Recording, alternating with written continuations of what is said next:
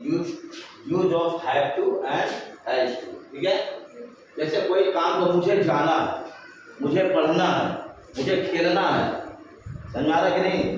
तुमने अपने जैसे तुमको बोला कि कल चलो खेलने चलते हैं, तुम्हारा मित्र आया शाम को बोला कि चलो खेलने चलते हैं, तुम कहोगे नहीं नहीं मुझे बाजार जाना है, मुझे स्कूल जाना है, समझ आ रहा कि नहीं?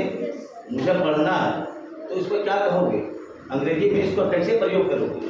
जैसे तो इसको क्या लगाएंगे हम लोग? पहले सब्जेक्ट, फिर उसके बाद have to oblique has to, या तो हैव टू प्रयोग करेंगे या तो has to according to subject. जो तुम्हारा सब्जेक्ट होगा, सब्जेक्ट मतलब समझ लो, मैं जाता हूँ, कौन जाता है?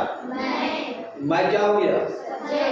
मुझे जाना है, देखो मुझे जाना है, किसे जाना है? मुझे क्या हो गया?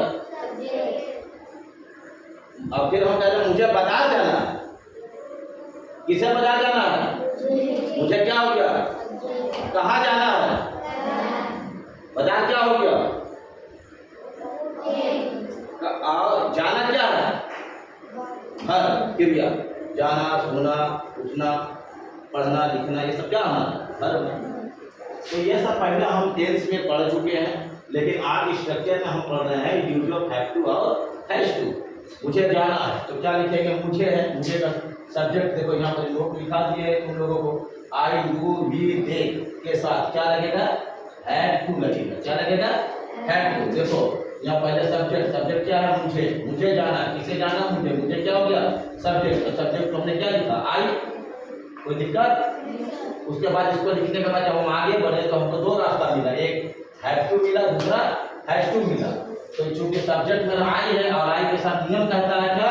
हैव टू का प्रयोग करिए, तो हमने क्या लिखा है? Have to. कोई दिक्कत? उसके बाद क्या हमारा वर्ब, वर्ब क्या है? जाना, जाना का प्रेजेंट क्या कहते हैं? गो। V1 लगेगा, वर्ब का पहला रूप तो गो हो गया, जाने का। कोई दिक्कत? ठीक उसी प्रकार से उसे जाना है, उसे, उसे का क्या हो गया? ही हमारा third person singular number subject है ही के साथ हमने बताया देखो यहाँ ही, सी, इट, नेम के साथ क्या लगेगा? हैज टू बताया। उसके बाद ये सब्जेक्ट हमारा ही हो गया, आगे बढ़े तो दो रास्ता हैव टू और हैज टू। अगर हम हैव टू लगाएंगे तो गलत हो जाता है, समझ में आ रहा है? क्योंकि इसके साथ जो ये सब्जेक्ट अगर है तो इसका नियम है हैज टू का प्रयोग करना है। तो हमने प्रयोग किया हैज टू। उसके बाद भर जाना है, जाना को अंग्रेजी में क्या कहते हैं? वो। कोई दिक्कत? इसी प्रकार से तुम लोग 10 तो सेंटेंस बनाओ। मुझे पढ़ना है, मुझे खेलना है, मुझे कूदना है, समझा रहा कि नहीं है? मुझे सोना है, मुझे लिखना है। इसी तरह से 10 तो प्रश्न बनाओ।